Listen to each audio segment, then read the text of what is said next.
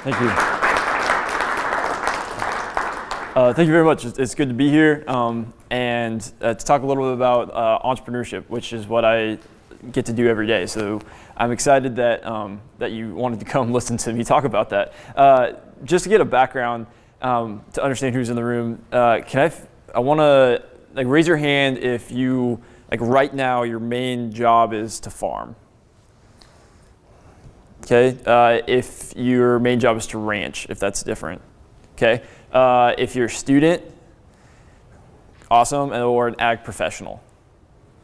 Great, that helps me kind of understand who's in the room. So I'll tell you a little bit of a background about myself. So I'm from Gothenburg, is where I grew up. Grew up on kind of a hobby farm, so we had 4-H and FFA animals. And then I started working when I was about 12 for the neighbor farmer. I didn't know anything about farming or that background. The first day of work, I showed up in shorts and gym shoes and got told pretty quick that's not what you wear to the farm. And actually almost got fired when I was in the 7th grade because I wasn't working very hard. So that was a fun job employee conversation that I learned pretty quick. I also am excited to be here and excited for what I get to do because I was almost got to be a farmer right now.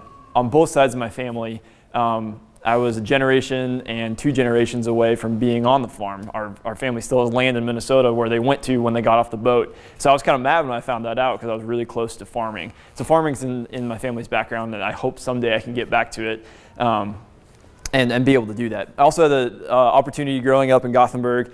Went through FFA, had the chance to be a national FFA officer a few years ago and got really involved in ag and got to see ag all across the nation. This is one of my favorite pictures from it because it's right after you get elected, and it really describes different teammates' personalities throughout the year. One of the coolest things that I like to share about my national officer years, I got to see ag in so many different facets. So within 1 week, I had the chance to be in Vermont, where they told me to bring boots, and they were really telling me specifically to bring boots because I was going to Vermont in February. And I thought they meant cowboy boots, like the ones I'm wearing, and no, they meant insulated winter boots because every FFA chapter we went to had a sugar bush, which is code for where they harvest maple syrup in the forest. And so I spent a lot of time trudging through the forest harvesting maple syrup with these FFA chapters. A couple days later, I went down to the corner of Arizona where California and Mexico border and where they grow 80% of the lettuce in the United States and got to see lettuce farming in the same week. So I got to see a lot of really diverse things going on in ag because that was really, really interesting. So then I had the chance to go to university, majored in agribusiness. And from there, with a couple other guys, got to help kind of build what we called Farm-A-Field. Just question, has anyone ever heard of Farm-A-Field? Okay, good. This is a chance to kind of share a little bit what I get to do. So Farm-A-Field is basically a platform to let people create production contracts with farmers. So our first product is basically with cattle feedlot owners. Basically, we were trying to aggregate a lot of buyers and allow them to treat a production contract almost like a new asset for them to invest in. So right now we were working with a couple feedlots in Nebraska, and if you want to go onto our website, just farmafield.com, you can create an account and you can put $5 into cattle, and you kind of own a little sliver of production contract and can hopefully make some money if the cattle price goes up. And we're actually launching in the next couple weeks, so be sure to check that out. Eventually, our long-term goal for what Farm-A-Field can do is that any type of farm, so a grain farmer or a hog farmer or any type of crop or animal that you grow, that we could create a production contract with you that people from around the world, people who may or may not be in agriculture, would have the opportunity to invest in that production contract. Changing nothing about the way that you farm, we just give you a new way to sell, a new market to get into. So that's kind of what we're trying to do, and it's a lot of fun. Also have the opportunity right now to work for the Engler Agribusiness Entrepreneurship Program. It's an entrepreneurship program at the University of Nebraska where our students, we teach them how to be an entrepreneur. We teach them entrepreneurial mindsets. We teach them the basics of how to go from an idea to a business, and we give them a lot of ownership, and they don't have to go work for someone. They can build a business. And I really enjoy what I get to do there. And as part of what I get to do there, I get to see a lot of what's going on in agriculture and in agriculture technology. One disclaimer that I want to say before I get too far into this is I am not here to teach you how to farm or to give you advice on here's what I think you should do on your farm or here's what I think you should do one day when you go back to the farm, because I'm not a farmer. My goal is just to teach you a little bit about what we do in the Engler Program and the way that we think. And I think it's very different way of thinking than a lot of our farmers right now are thinking and how we're going about with those business models. And so I want to start with a quote that I really like. In times of change, learners inherit the earth, and while the learned find themselves beautifully equipped to deal with a world that no longer exists. So this is something we instill in our students, is that if you think you've made it, like you went through college or you now you're back on the farm and you kind of know what you're doing, that's the great way to get behind in agriculture and to not bring your farm into what's coming next. And I almost changed learners, interchange that with what it means to be an entrepreneur. Being an entrepreneur a lot of times is just learning as rapidly as you can what's going on. And so what I would like to do first is kind of paint the picture of what is going on in agriculture and some of the things that are coming down the line. And this place where the discussion meet is happening is a really cool place to do this, because I've read through the questions and they're really good questions that the discussion meet is focusing on. But I'm going to talk a little bit about some of the other side, and that's what's going on with technology that's happening in ag and what some of these startup companies are doing. So this side of entrepreneurship. So the first kind of way to paint that out is, so what's going to happen in our future? So this is from the World Economic Forum, but this is saying what some of the technology is going to happen around, like within our lifetime by 2025, what they predict is going to happen. So 10% of people will be wearing clothes that are connected to the internet. 5% of consumer products will be printed in 3D. The first AI machine on a corporate board of directors, some people think of. So like a machine that would help you make decisions for a company. So these are kind of crazy things that are happening like within the next 10 years. How does this come into what we're doing in agriculture? Well, when you look at ag, this is a report done by the Kinsey Corporation, and it's basically the digitization of different industries. So green means that industry has been very digitized, and the technology the wave is really happening in there. The red ones means almost no digitization. I'm not a very good enunciator. You know what I mean. So when you zoom in, agriculture is at the bottom of the list. Like we're underneath government for the amount of technology that our industry has adapted and used. So we're kind of behind. What that means though is that we're at the bottom of what's coming.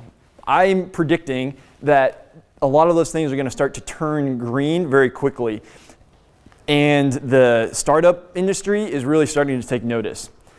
So this is a chart from a place called CB Insights, and they do research on a lot of what these new technologies that are coming out. And so this is a big map of every ag tech startup that is starting to really gain some ground in a variety of different industries. So there's smart irrigation, animal data, precision agriculture and predictive analytics, marketplaces, robotics, farm management software. I'm sure you've heard some of these in what you've interacted with agriculture. So it's really coming, and this really started, everyone started paying attention to this when Climate Corp was first purchased by Monsanto. All of a sudden that sprang off this wave and is growing really fast. And these recent acquisitions with Granular and some more of those are just churning this. Like more and more of this is going to come out right now. So there's a lot of change that's happening in agriculture.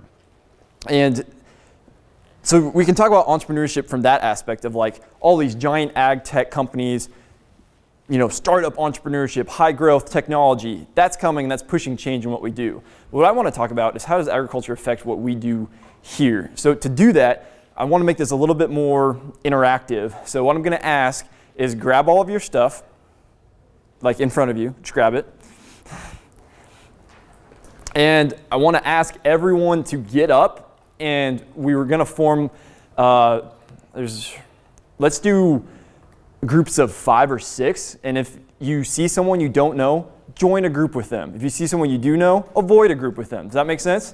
So groups of 5 or 6, I want you to sit together. When you get together, what I want you to ask each other and have a small discussion about is, what does this mean for you on your, like if you're an ag professional or a student or a farmer, what does this technology change mean for you? And let's just have a quick 2-minute conversation. Go. Conversations if you can.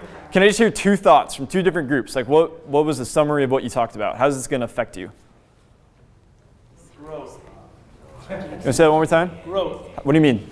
That there's, with the flood of new companies, that hopefully means a flood of new money, a flood of new opportunities, expanding bubbles, all that good stuff. Yeah, good. Well, and right when I came to the group here, I asked, hey, what were we supposed to be doing? Because I was deep in text. Because my wife just sent me a picture of a cow on me. I mean, that's technology we didn't have 20 years ago. And it's a very special cow, very expensive cow that's kept. So it's one of those things. It's like, and I got 13 cameras in my cabin barn. And here in about break time, I'm going to go log on to a Wi-Fi and check things out. And that's utilization where I could be 2 places at once. Yeah, very cool. Great. So a lot of like the positive sides of technology. Let's keep looking at some other things that might be coming out with this new wave of startups. Who's heard of Farmers Business Network? So about half of us. This company, I think, is one of the coolest and one of the scariest companies that's coming out in the wave of agriculture right now. I don't really know if it's going to stick around for a long time, but what's really interesting about what they're doing is they're collectively pooling farmers together. It's a place that collects all of the farmers' data and then sends it back to you aggregated with all these other farmers from around the nation and has really specific benchmarking and analytics for you. But then they're going even a step further, and this company is doing really innovative things with the power of having all the farmers connected together. I think the last question or the discussion that I was in was about the merging of all these big ag companies and what can we do about it. This company is kind of taking all these farmers' data and putting them together. One of the really interesting things they recently did was they asked all their farmers to send in their seed tags from their bags, and so about 9,000 tags came in. And they looked at all the tags, and they looked and figured out which specific variety was packaged in what bag and what name it was being called. And then put together a tool where you can see, hey, I'm planting this brand.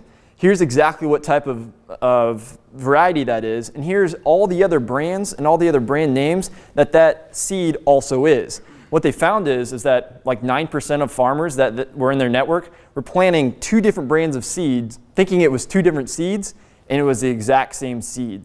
Like they have the power of bringing information to the to farmers. What really scares me is now they're trying to be the Amazon for farmers and trying to sell every type of farm input that they want for farmers. And they're also offering their own brand, which kind of scares me for the amount of power that one of these companies could have to predict what is happening in ag. So technology is these startups and these waves is changing good things in ag, but it's also kind of doing some scary things. Furthermore, I want to expand how we're thinking about agriculture even more. I mean, we're from Nebraska. We're used to big fields, right, that are open. This is a picture of the Netherlands. The United States is the top ag producing country when we talk about the value of food. If you put it in the metric of the value of food being exported, number 2 is the Netherlands. They have 36 square miles worth of greenhouses in their nation, and they produce more. So the global like tomato production is like 950,000 tons. The Netherlands, this small country, produces like 150,000 tons of that 950,000 and produce by far the most in the world. They've basically turned themselves into this agriculture powerhouse, and they're doing it with greenhouses. And it blew my mind when I started researching this, because I'm used to going out and watching the center pivot go around rather than what they can churn out in a greenhouse. Another way that I think ag is going to be changing when you think about what could we do to help put these around cities. Furthermore, some other things that are changing in ag. I think this is going to become an important crop, and I'm talking about hemp. The other thing might also be there, but we have a student in the Engler Program who has done more research on hemp production than anyone I've ever met. He is waiting for when the legislature changes so that he can turn his whole farm into this. There is a tremendous amount of products that can come from this plant, and it produces more biomass per acre than almost any other plant out there. He's wanting to start a plastic company on his farm harvesting hemp. What other opportunities in ag are there for you? And the other one that I think is really growing right now is hops. For the craft beer industry that's happening in the United States, I think this is another thing that farms can look at. Other things that are happening in ag that are a big change. I'm really excited for when this happens. Has anyone ever seen Interstellar? So Interstellar is a good movie. It's a weird space movie, but my favorite part in the movie is the very beginning, because he's a farmer and he's got like 4 or 5 tractors like running around his farm, all autonomous. And I think that's coming. I'm really excited for that. In that movie, the thing I didn't like is he drove through his entire cornfield, which no one would ever do. And the green corn wouldn't burn like that. Yeah. Then I think ag, we think about ag, and these are things that are kind of at the farmer's level. But what's happening at the consumer level with ag? So this is a company called Modern Meadow, and they're producing leather without any livestock. And they just got a $40 million investment. What about growing our meat in a lab? So I had the opportunity to go and listen to this speaker at this food conference that was in Amsterdam. And I really encourage everyone to go to this website because he is an artist, but he did basically an exhibit all around what would food be if it was grown in a lab. And so this is his first one, and this is victimless meat is what he calls this. And so you could create a farm where you sell the DNA from these animals to a lab. They grow the meat in the lab, and then you sell the meat as the name of the animal. And if you want, you can go to that farm and visit and see Pookie alive and eating stuff while you eat Pookie on a hot dog, because it's the same animal. Next thing, it got weirder. He calls these celebrity cubes. Could you take the DNA of a celebrity, either dead or alive, and use that as grow their meat to eat? It gets even weirder. Could you grow meat on yourself and eat your own DNA of meat?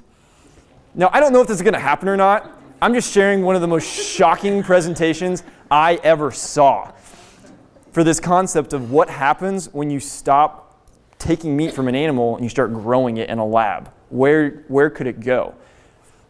So I say these things I'll just leave that one up for everyone to admire. So I only say these things to paint the picture that ag is changing. Ag is changing, yes, in that commodity prices are down. The government is always going to influence in interesting ways. But I think the change in ag is going to get even bigger than what we're picturing, and sometimes what we see on our farm. I think the change in ag is going to be dramatic in what is going to happen. And I think it's going to take some time, but the way that technology and consumer preferences are changing, nothing about ag, I think, is going to stay very similar to what it is right now.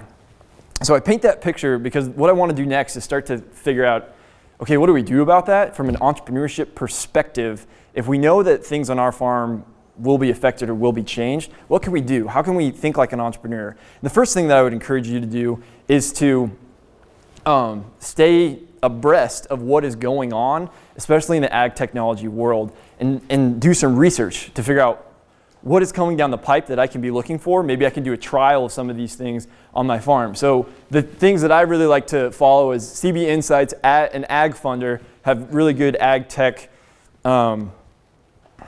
bases. And what I'd like to do is split back into your group again and just take 2 minutes.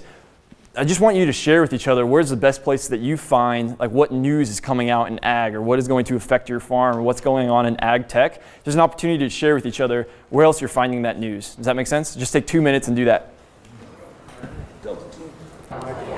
Okay, let's come back up here for a second then. We should have 2 more people share. Where do you get your information on things that are changing like this? Social media. Yeah? Local agronomists. No, like that's where I get my, like we're talking, like he's in school right now for agronomy. Like that's where I would go for your next upcoming, your new nutrients, your new fertilizers, your new chemicals, spray tips, application techniques, extension offices, agronomists. Yeah, absolutely. Good. Ag publications, I would say too. Yeah, have the same type of thing. Yeah, good. So the first thing I think there's a lot of things changing in ag is just to stay aware of what's going on and how that might affect you.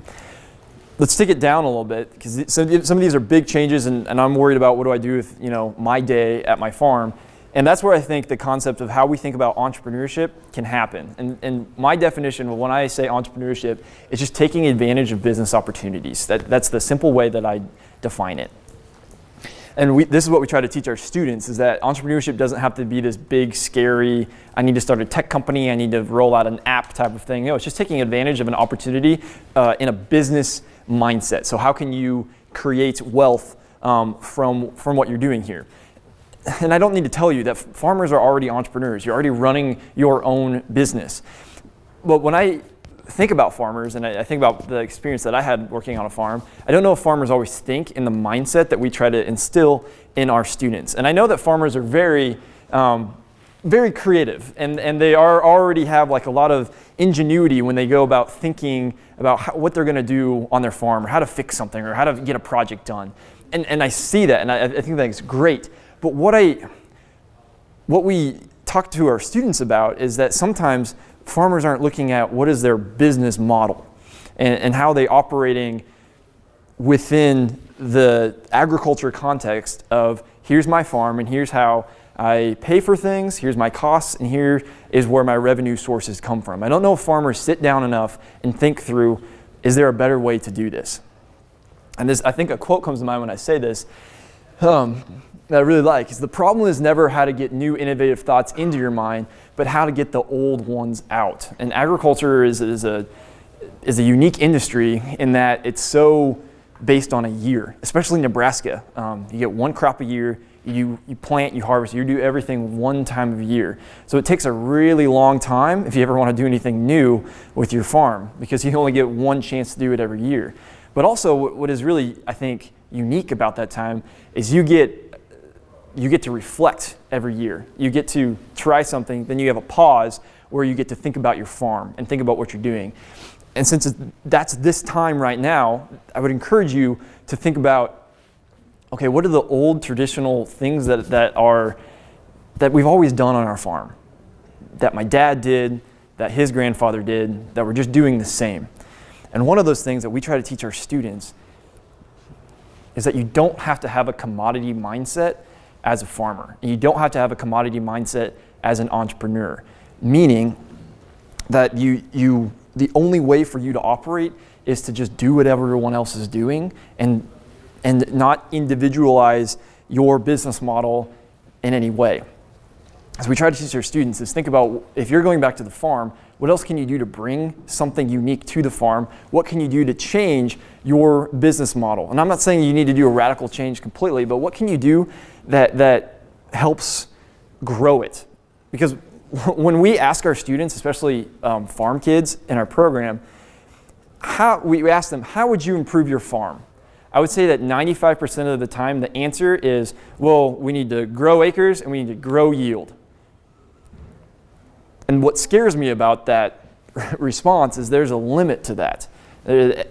Everyone's trying to grow the size of their farm. Everyone's trying to get more yield. But what if you went about doing it in a different way?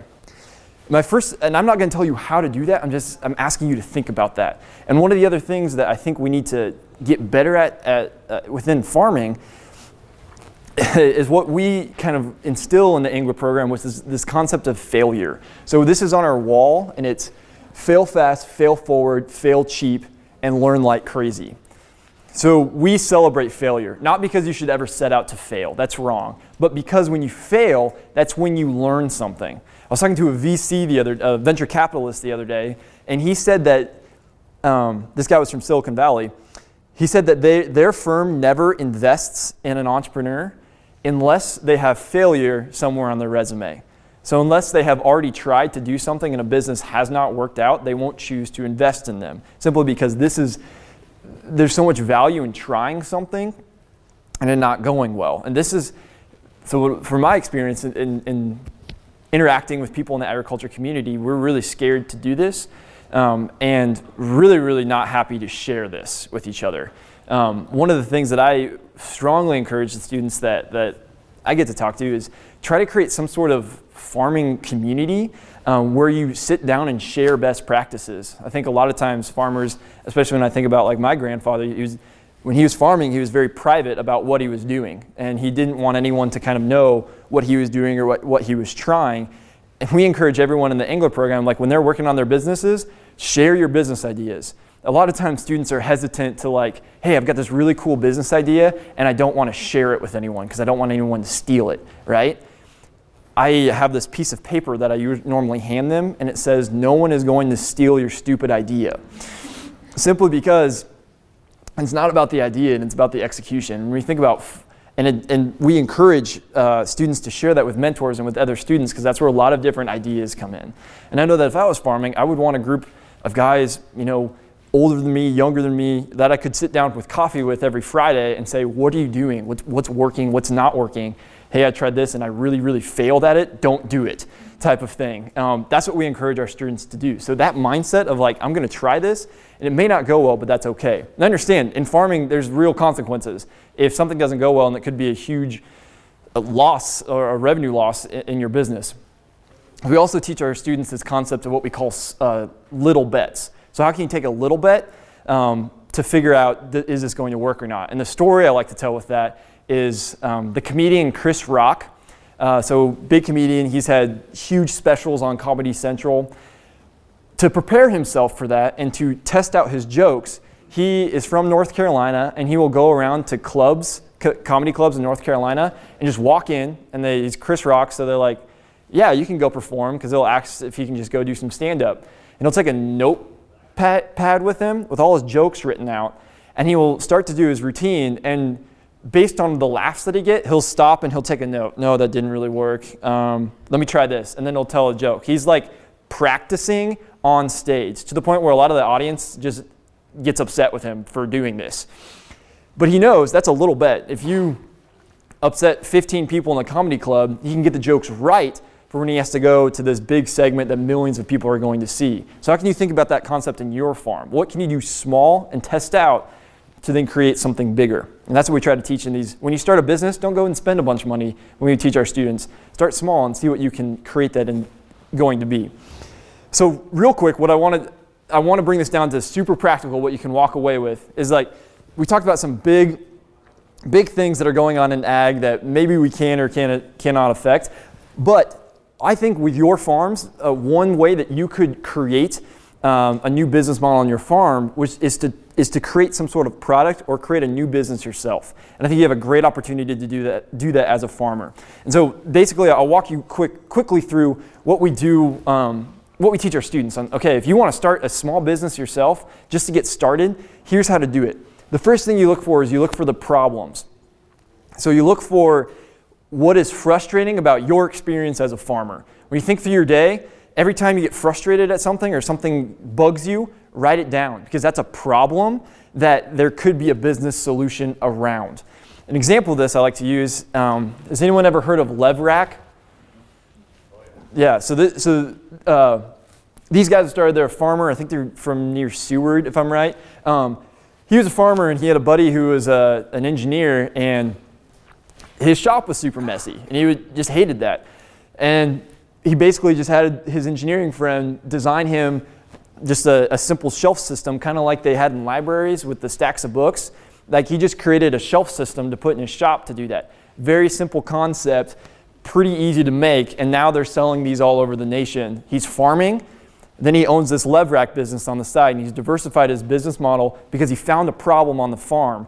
And now I think hospitals are some of their biggest customers because they have these big groundkeeping things or inventory that they use this simple shelf system that slides back and forth. So how can you do that on your farm? So real quick, we're going to practice doing that right now. So split back into your groups, and the question that you need to answer, and write down in your journals as many of these to answer this as you can. What is frustrating about farming or ranching? Make a list as a group together. You're going to have 2 minutes to do this. Your goal is to get at least 30 things down, and I'm sure that you can do that. So what is frustrating about being a farmer or a rancher? Go. How hard was it to start coming up with things that are frustrating about farming? Probably not that hard because you're in it every day, and there's things that you wish were easier. If you start to get in the habit of doing this and observing problems, it's easy to come up with a business idea. So the next part that we'd get to after we come up with those problems is we have our students do the same thing where, hey, what's frustrating about being a college student? And they can write down 100 items really fast. Then the next step is to pick a problem. Maybe it's the most painful one, maybe it's the one that you experience the most. Okay, sit down, get a group of friends, and brainstorm what could be a business solution to this problem. And it's one of my favorite things to do, and it's where a lot of really interesting ideas come out of. So take your list, pick one you think is really painful for farmers, and start to brainstorm what is a business solution to that. And when we do that, here are rules to do that. Holding back judgment. No one's allowed to say that's a crappy idea because it kills a brainstorm. Go for as many as you can. So I always tell students, if I give them 10 minutes, they have to come up with 50 business solutions. And we do that because it pushes them to get really creative. And that's when we say wild ideas are good. We let them go anywhere they want. Let them create business ideas that don't work. The story that I tell with this is there was a marketing group in New York City that was trying to come up with some sort of marketing campaign. And it wasn't until a guy saw a commercial for a sheep that he decided, hey, what if we take sheep and we run them through Central Park to show off this new marketing campaign they had? Okay, that was wild, but it wasn't until he thought about something completely different, like a sheep, that he came up with this marketing idea. The same thing works with businesses. When you come up with something wild or different, it pushes you to the next level. So that's what I encourage you to do, is on your farm, you take entrepreneurship down to the small levels, how I can do entrepreneurship right now. There's got to be a problem that you're experiencing that another farmer or another ag professional is also experiencing.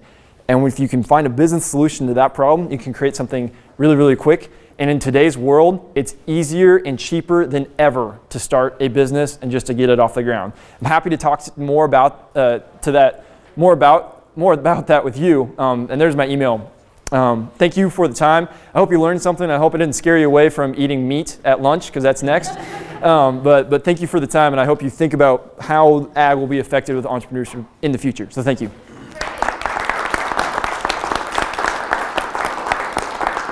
Brennan, we just want to give you this awesome cooler Oh, cool. so you can